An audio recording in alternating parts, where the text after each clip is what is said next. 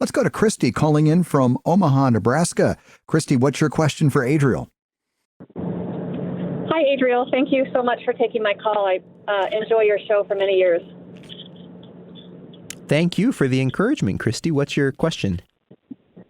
Just a quick question. I am referring to Matthew 22, where it states, "Render to Caesar's what is Caesar's, and render to the Lord what is the Lord's."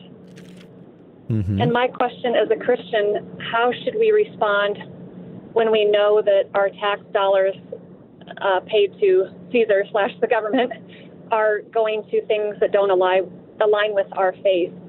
For instance, Planned Parenthood.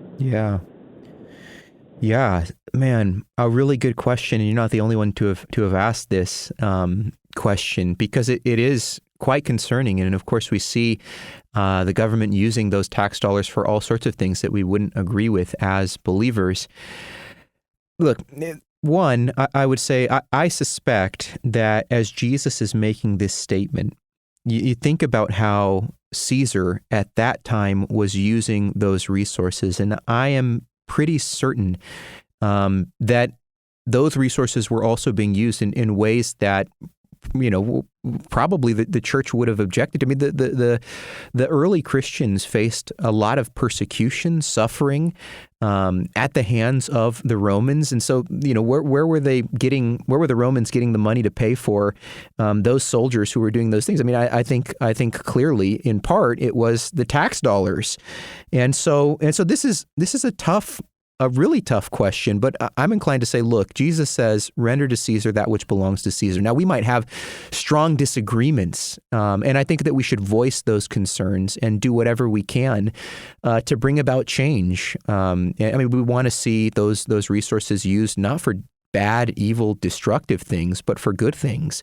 And so insofar as the Lord has given us opportunity, I think we speak out against those things and we take a stand. But does that mean that we, should then say, well, I'm just not going to pay my taxes because I think that they're not using those resources the way that, in a way that would honor the Lord? I think that same objection probably could have been made in Matthew chapter 22.